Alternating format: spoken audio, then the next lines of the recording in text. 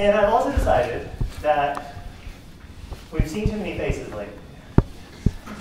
So I want to try to motivate reversible flow networks from the perspective of problems that maybe you all have encountered or will encounter in your research, but for which generative models are potentially very useful. Okay, so a lot of you have asked, like, why do we care about this? And so I hope to show you some fun things today that I think will be broadly applicable to many of you. We're going to frame it in terms of what are called ambiguous inverse problems. Now, before we get into that, though, business.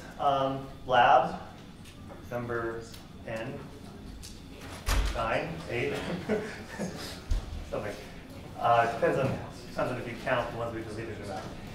Is due tomorrow. How's it going? Getting faces? So I saw some thumbs up, and then they're like, no, not faces. We're getting brightly colored blobs. So I'm getting faces, but after like 10 hours of training, they're still really eerie looking. Is there any, like maybe at the end, I know part of the fun is like playing with the topology and stuff, but like at the end, could someone just give us the hyperparameters and topology that will actually make it? Yeah, that'd be cool. Has anybody gotten non-eerie faces? So I know Jared's faces looked eerie. I remember some blurry faces. They're blurry. I mean, they're not all of them are eerie. Yeah. I think getting more than that require a lot of training. So that's my sense as well. And like, also, Colab kicks you out after 12 hours, so you have to figure out a way to save your model out inside the notebook and then load it back in. And I don't think a lot of people have done that yet. Yeah, so I think my sense from the literature is it's always really, really hard to train these things. And it takes a long time. And I'm not sure that any of us are going to get to the point of awesome faces. Totally. Remember, you're not graded on the quality of your faces. It says tidy and legible images. Tidy and legible is different than beautiful and not eerie. Well, I mean legible. That's cut and paste, the legible part. Yeah? Is there a big difference between like sampling Z from like a normal or versus uniform distribution? Not that I know of. Except that if you use the Gaussian, you could do the truncation trick. You can't really do that. You know. Yeah. I had a question about the architecture of the discriminator. Okay. That one wasn't described really well. The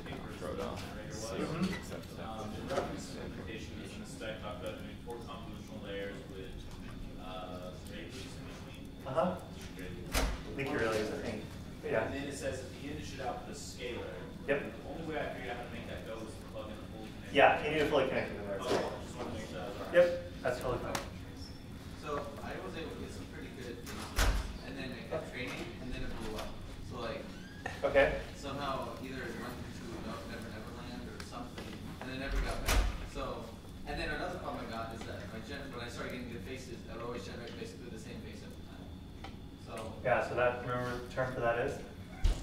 Mode collapse. You collapsed onto a single mode, which is one really nice face. Yeah, so I mean, these are common failures for this kind of training and these kind of models. By the way, if you stop training early, that's called early stopping. And it's a form of regularization. So if you just don't give it that much computational power, like there's just not much, doesn't matter what, right? That's another way to control the capacity of your model and reduce overfitting. You just don't give it time to train. So, yeah. Okay, good. Any other questions? Sounds like people are getting to work and it's doing okay. So that's great. Okay, then let's get going. So I'd like to talk today, so last time we talked about variational inference and variational autoencoders. Today I'd like to talk about these ambiguous inverse problems. And really, what I think is a quite interesting solution called reversible flow networks. It operates on a bit of a different principle than what we've seen so far. But we're still in the land of generative models. And so I'd like to motivate this by the following problem. This is taken from a blog post that I thought was really nicely done about these reversible flow networks. So here's the problem. To make optimal decisions during minimally invasive surgery, doctors ideally want to know a number of local properties of the tissue they operate on, such as oxygen saturation, layer thickness, blood flow, etc. However, for practical reasons, they can only inspect the tissue surface with a tiny multispectral camera. So multispectral just means it doesn't just capture RGB, it can capture other wavelengths of light. So the problem is many different configurations of the tissue parameters, which we'll call X, can result in the same spectral response Y. So it's a many-to-one mapping, tissue properties, spectral images. But of course, you can only measure Y, but what you'd really like to know is something about X. So, take a minute, discuss with your partner, discuss with your neighbor, say hello if you haven't introduced yourselves recently, get to know the person, ask them how their Halloween was, swap Halloween costume pictures. But then, I want you to discuss the following problem. So can you formalize this a little bit? Maybe using the language of probability, okay? Let's take 1 minute, maybe 2, go ahead and discuss this and see if we can write down a few things. Okay, go. So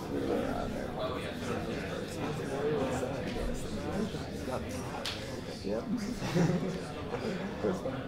Anyways, I'm thinking this is pretty straightforward. You know, it's just what's the probability that you get the given one. It depends on how many things are in your domain, right? And you're just shrinking down.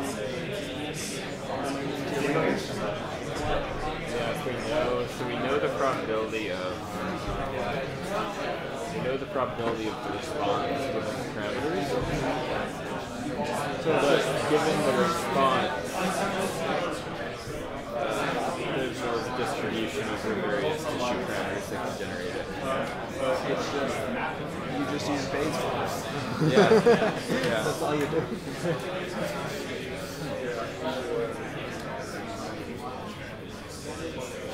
Unless I'm missing something.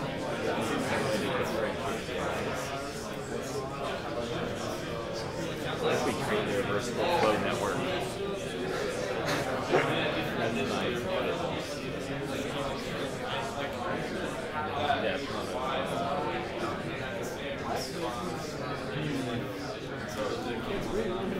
All right. Let's talk about this. What have you got? What are some ideas? Give me some language to describe this problem more formally. Yeah. Just to clarify, the problem is the spectral response is one, and we're curious the parameters, which are many. Yes, something like that. Yeah. What do you think? The Bayesian approach would say we're trying to figure out the probability that's knowing that observers.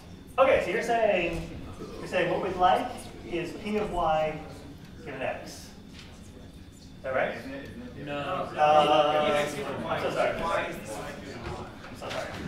Everyone's like, I don't think that's what he said. No, you're right, that's not what he said. Okay, you're thinking this. You're thinking, okay, we're given some sort of multispectral something or other, and there's some distribution. There's many possibilities for tissue properties. And you're saying, oh, we could be Bayesian. Or, that isn't even Bayesian, actually. This is just like probability. Yeah, okay, good.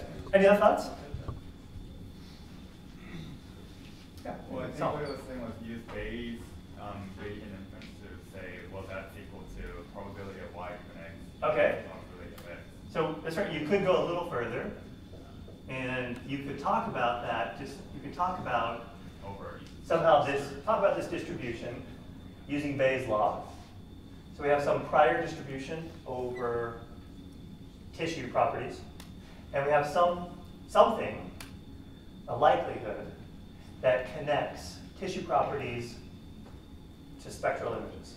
So this is called, those of you that remember, this is called the prior, this is called the likelihood. Importantly, so this maps tissues to images, tissue properties to images. This is called a generative model, or a forward model. And the reason is, or a forward model. The reason is you give me some, so you can sample an X from your prior, then you can plug that X into this generative model and get a Y. Okay, so that's like the forwards process. And what we'd like to do is take that and go backwards. We'd like to say, well, given a measurement, we'd like to go backwards and tell me something about an X. So for example, so there's many of these in science. This is why it's called an inverse problem. So for example, let's consider the problem of three-dimensional scene reconstruction in graphics, okay? So here's this is called a generative model. Here's a generative model. I sample some primitives, circles, spheres. I sample some textures. I sample some lights. I place the objects around in the scene, and I slap the textures onto them, and I take my lights and I illuminate the scene. I sample some cameras. I point the cameras at the scene, and I render a two-dimensional image. You with me? That's a generative process. I have some prior over objects, textures, cameras, lights, and then I have some rendering process, some generative model. It's like OpenGL or something, some ray tracer maybe, that takes a specific scene and gives me pixels. And the problem of scene reconstruction is, given the pixels, can you go backwards and tell me something about the 3D object, like the 3D geometry of the objects in the scene? So what is this called ambiguous? What's ambiguous about rendering? Yeah, there's a number of ways you could get the same pixels. There's the basic ambiguity, which is the size-distance trade-off. Something that's twice as far away but twice as big looks the same in your camera. Okay, so lots of versions of this. Here, let me give you another one from astrophysics. Okay, the life cycle of star clusters and interstellar gas clouds, the internal parameters. There are things like gas cloud density and age of nebula and stuff like that. But that's going to measure any of that stuff directly. Instead, what we get to do is point our telescopes at the sky, and we see something about the spectrum of the light that's being emitted from a particular region. And so, again, there's many different configurations of the latent parameters, which we'll call these x's, but many of them can map to a single y. Okay, so more formally, we have some space of x's, latent things we care about. So this is scene parameters, this is interstellar dust parameters, this is tissue characteristics. And there's some process by which we map these to y's, things we observe. And what we'd really like to do is go backwards. Okay, so we've been learning a lot about DNNs. How could you use DNNs to help solve this? What do you think? And just let's brainstorm for a minute. You can even throw out ideas that don't work. It's okay. How could you use DNNs to help us invert this? Yeah, Curtis, what do you think? I was thinking about just having your inputs to your model be basically a distribution, so that if you were to try to do things backwards, what you would produce is a distribution. So that at the other end, you'd say, okay, given this y, I have this distribution of x, and it gives some votes and search results. I think that these might be possible, variety possible. Yeah, so you're on the right track. Like somehow we'd like to be able to convince our DNN to give us some distribution over y's. Keep going, this is good. So if we can train a model, if we have data x coming up x to y, then doing this like similar to how we capture layers in style transfer, we can, I guess, reverse this and then maximize a y value and then maybe rank the generated x values to know which ones are like deterministic or something. Okay, so you're saying train a model to go forward, so mapping x's to y's, and then somehow convince that DNN to help give us. So then I guess it's similar go to backwards. saying where we or like search over the space of x's. Like give it randomly initialize x values, and then the loss function would be like to maximize some y value, and then the parameters that you're optimizing to change would be the x value. Okay, so would that give you a distribution over x's or just a single x? It would give me a single x. Single x. Yeah.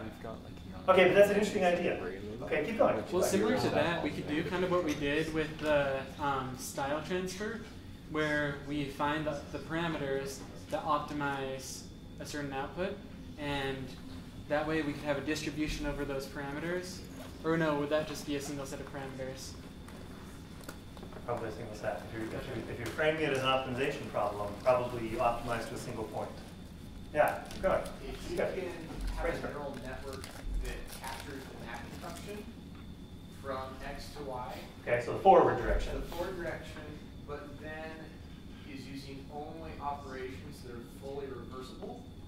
So like if you made a linear network, for example, you could fully reverse that, and so then you'd just be multiplying by the inverse of whatever matrix that was. And that should get you back to X, right? Okay, so you're saying if we could train something that's invertible here. Okay, but is that fundamentally, like, mathematically possible? If this is a many-to-one mapping, what does the network learn? So it's even drawn here on the picture. This and this both map to this point. So when I give you this as my input, which one does the network reverse to? So you're onto something. I like the idea of reversibility. Actually, we're going to talk. I mean, this whole lecture is about reversible flow networks. So you're on something, but that doesn't quite work. By the way, so here's like the basic idea that doesn't work, which is, I think, kind of related to what you were saying. Like, well, okay, if we have like a simulator for my ambiguous inverse problem, a galaxy simulator, a tissue simulator, a renderer, whatever it might be, you can imagine generating a bunch of x's, putting them through the simulator, getting a bunch of y's, and then just treat that as a supervised learning problem and train y's back to x's. Okay, well, that doesn't work. Why doesn't that work?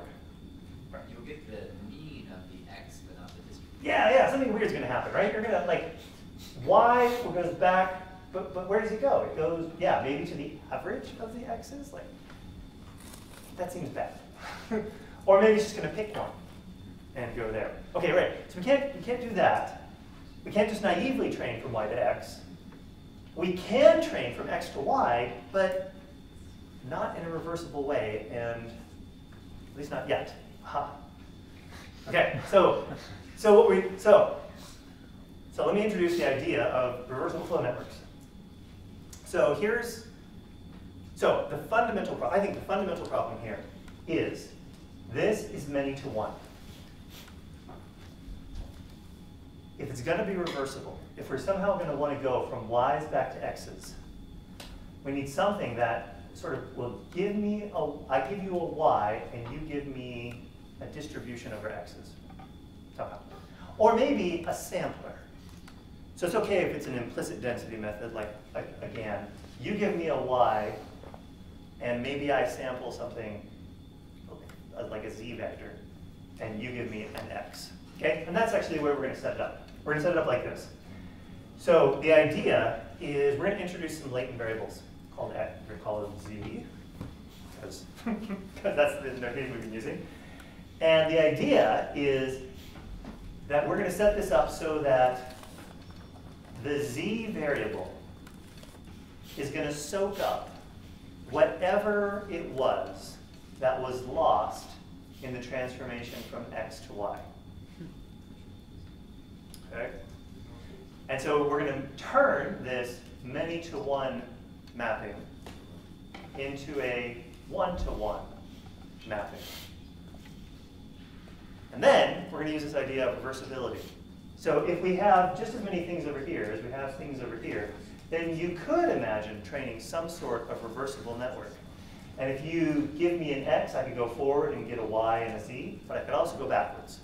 I could take the y, so this is whatever you measured, the spectral properties of the tissue, for example, sample a z from some well-behaved distribution, say, any ideas?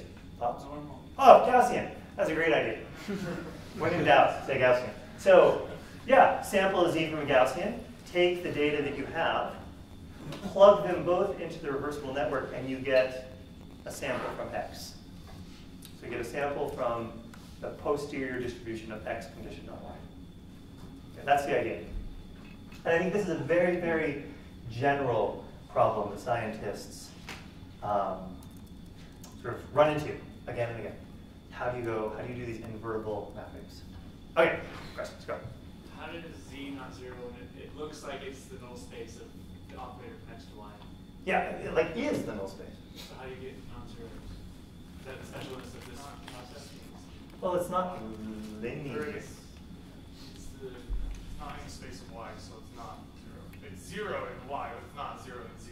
So we're learning a different space and not a different operator. Yeah. Yeah.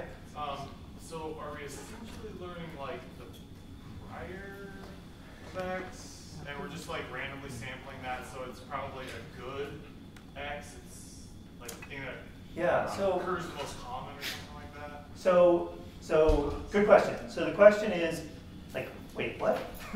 Like, are we learning the prior over x? The answer is no. So we have a prior over x that's given to us, and we also have p of y given x. That's also given to us. So in theory, all we have to do is turn the Bayesian crank, and we should be able, like, so let's consider the rendering example. I have scene parameters, I have meshes, I have a render, like an OpenGL-based renderer. Like in theory, I can sample from p of x given y. All I have to do is MCMC over OpenGL renderers. Like, in theory, that would work. But I think you can maybe imagine that that would be complicated and hard.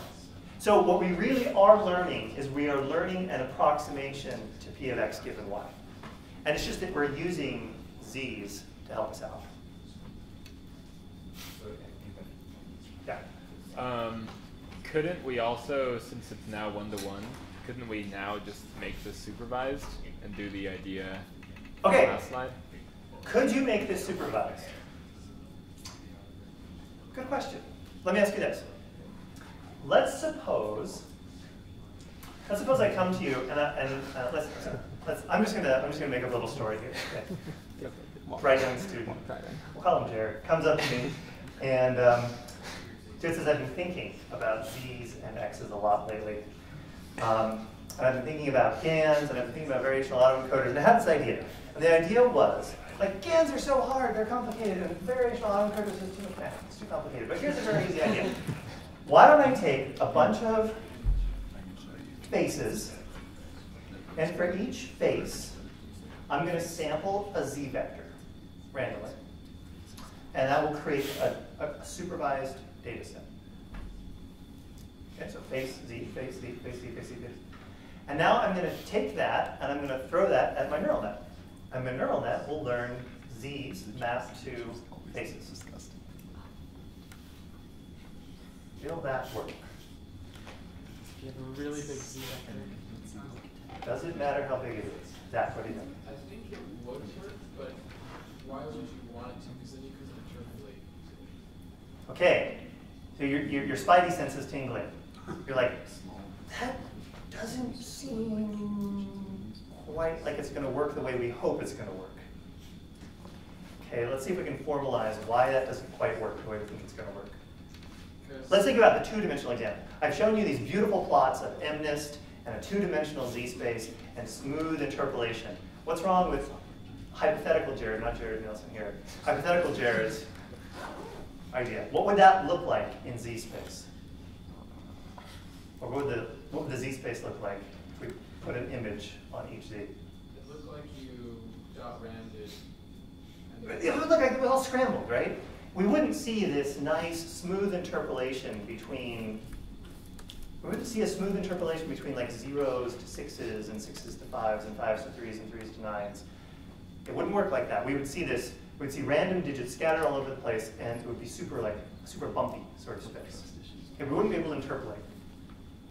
Okay, so does everybody see why we can't just set up a supervised learning problem with x's and z's when we're talking about sort of normal GAN-ish-like things? Okay, then hopefully you can, so GANs and variational autoencoders that we've talked about are doing something different. It's sort of like they have to learn how to map z's to x's.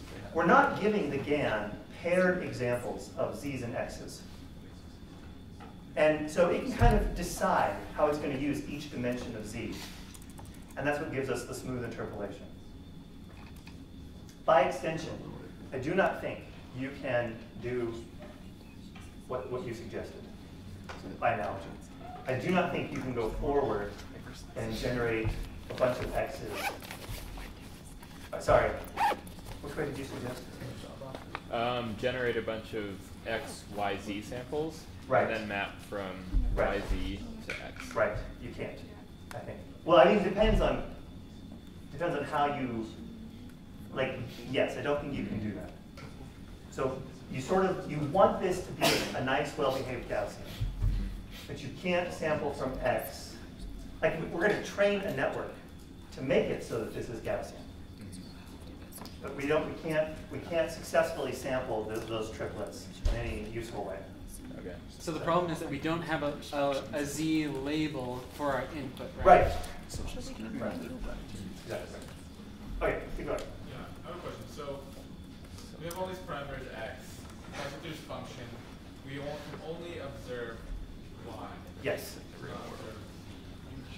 So given Y, how do we know which is the proper Z associated with that Y? Ah, okay, great question. Fundamental question. So we've got this mapping from X's to YZ, and you say, but we can only observe the Y's. So how do we know which Z kind of goes with that Y? And the answer is, it's like they all do. So if you give me a particular Y, then any Z, you can sample any Z here and plug the YZ pair into the network and you get a sample from X. So the point of Z is that it's parameterizing or describing all of the posterior, helping you to describe all of the posterior uncertainty in X given a Y. But we don't know how to sample from P of X given Y directly, but we can sample from a nice Gaussian. So we sample from a Gaussian, push it through this reversible network, and that will give us a sample, sort of a proper sample of X. So any Z is okay. Is that okay? So does that answer your question? Okay, great. Maybe to see if I can understand it a little further. So because X to Y is not a one-to-one mapping, no matter what, like for example, if we sample the top Y, there's no real way to know exactly which one it came from, right? So we just need to get at least one of them because maybe they're equally good, or maybe one of the X's is more likely and we want to be able to match that distribution. And Z, so depending on which value of Z we choose, could influence which value of X we choose. Yes. Well, right? Yes. But it's probabilistic. But there's distribution, right? So we're gonna go to the very end here. So I've got these little videos. So here's a little video. Since we're talking about this, let's just try to make it really clear. So here's like some experimental results from the paper where they actually talk about this specific problem. So here's 5 variables that we care about, tissue parameters that we care about. Oxygen saturation, blood density, scattering, anisotropy, and layer thickness. And here's the prior over all of them. Okay, so these ones are kind of uniform over certain ranges. And this one looks a little Gaussian with this funny spike. These ones also look kind of uniform. Okay, so then these dashed lines represent true values, which we don't get to observe. But we do get to observe the spectral image. So what we'd like to do is sample the posterior distribution over these things. And so the results look something like this. So these are samples that are being generated. And you can sort of see, so this is the posterior distribution over tissue parameters conditioned on a specific Y. So what do you notice?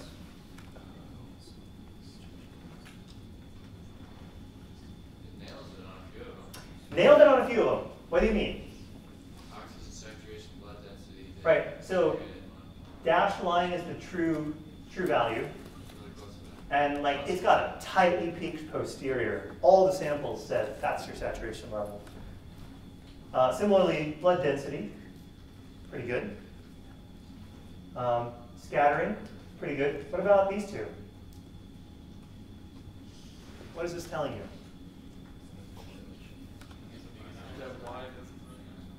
It's telling you, yeah, your observation Y does not disambiguate these two at all. They're essentially equivalent to the prior.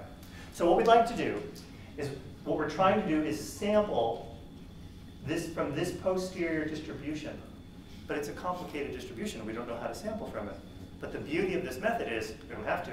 We sample from a Gaussian and then transform that Gaussian into this distribution. So samples from the Gaussian become these samples. Okay, let me give you one other example here. This is the interstellar dust cloud one. Same sort of thing. So some crazy distributions over ionizing luminosity, ionizing emission rate, cloud density, expansion velocity, age of the cluster, etc. So we condition on a particular y, and then we sample from the Gaussian, run a reversible network, and we get a posterior distribution over the parameters we actually care about. Now, what do you notice about these ones? What do you notice about cloud density? Multimodal, right.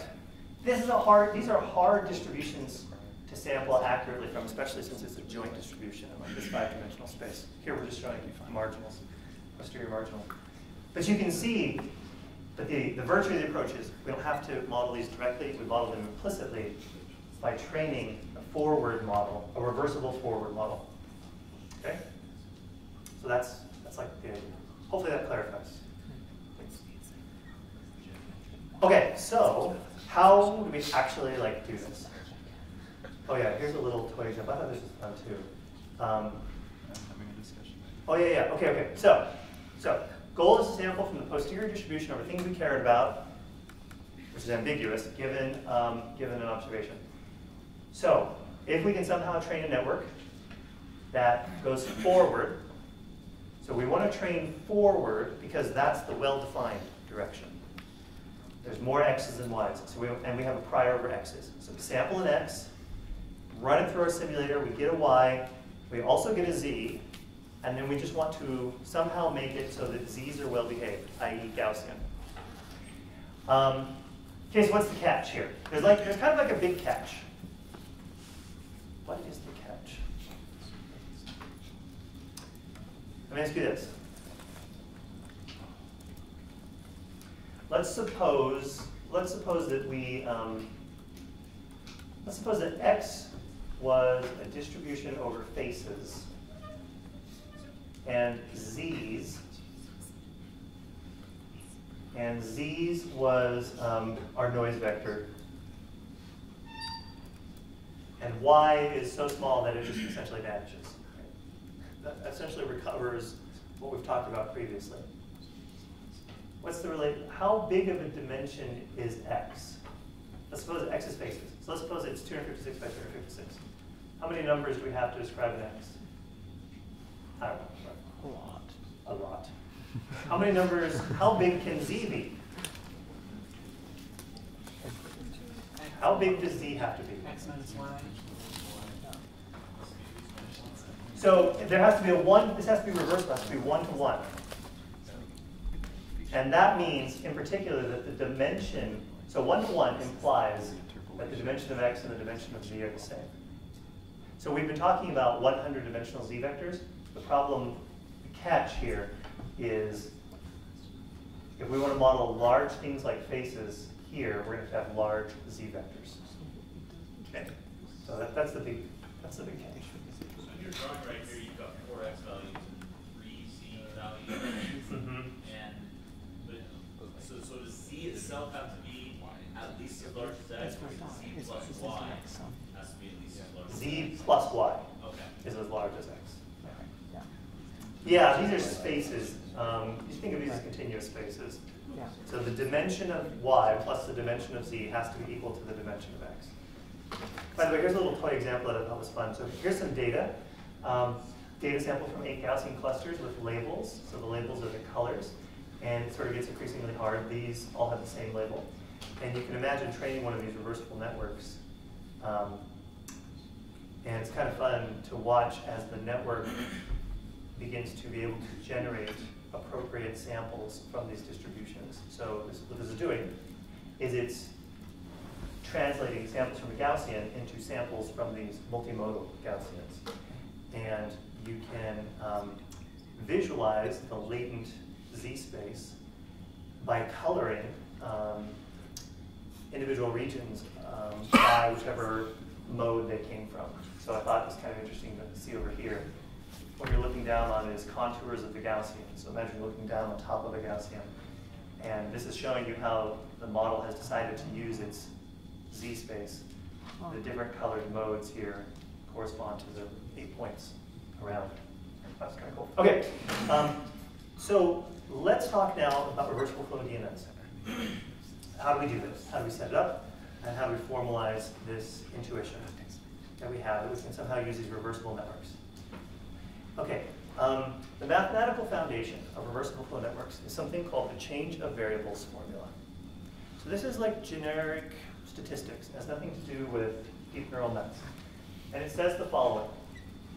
If you have a sample from some distribution, say you have a z that's sampled from some distribution over z's, you can transform that into a sample x from some other distribution of x with the change of variables formula. Or sorry, you can translate densities using the change of variables formula. And so this is the formula. The formula says you have a z, so you can score it under the prior density. That's just a number that you can calculate. But if you'd like to score it under the posterior distribution of x, then you need to be able to multiply the z density by this thing. Okay, what is this thing?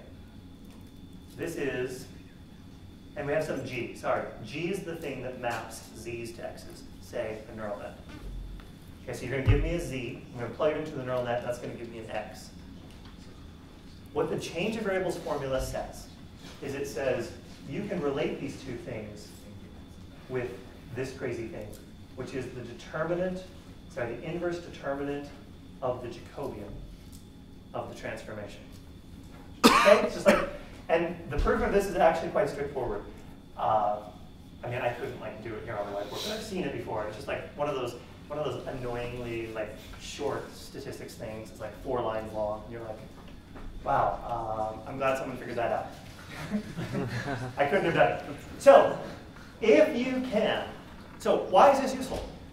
Why is this useful? This is useful because what it says is it says you can relate z's and x's through a g in a principled way. And so what that means is you can talk about maximum likelihood learning in x space without ever having an explicit form for the density of x. You can say, I want to maximize likelihood of x's. I can do that by mapping them back to a z space and multiplying by this crazy determinant thing. As long as g is bijective. So g has to be invertible, which is what we've been talking about the whole time, reversible networks. Okay, so here's the way it works. So the model is something like this. You have a z, which we can sample from some prior distribution on z's, say Gaussian. And there's maybe some parameters somewhere. We then have a deterministic function, g, say a neural net, parameterized by some crazy amount of neural netty parameters. You can take a z and you can plug it into an x. And it's reversible, so I can go both ways. I can also say, if you give me an x, I can take it through the inverse and I can get a z. Go forwards and backwards. Okay, these are reversible functions. If I do this, then I can do the following as my objective. I can say maximize over theta the probability of some data. Notice there's no labels here. So I give you a pile of faces, I give you a pile of astrophysics stuff, I give you a pile of whatever it is. I want to maximize the log likelihood of that data with respect to theta. That is equal to the log something about a prior over z, and then the log of some determinant thing that tells us how we're transforming z's to x's. So what's very, very cool about this, and very important, is that this is equal to, there's no approximation here. So in variational autoencoders, we had to do this weird thing where we had a queue, and we derived this scale divergence, and lower bound, blah, blah, blah, blah, blah. None of that exists here. This is equal, so you can maximize likelihood of training theta over theta. This is your objective function. And then if you make a few assumptions, this determinant will break down into the determinant of each hidden layer. Okay, so okay, good, Dr. Wingate, this looks nice. We see lots of loss functions. Is this tractable? Is this scary? Talk to me about this. Well, I was just noticing that this looks kind of like Bayes' law because logs split terms that are multiplied to each other.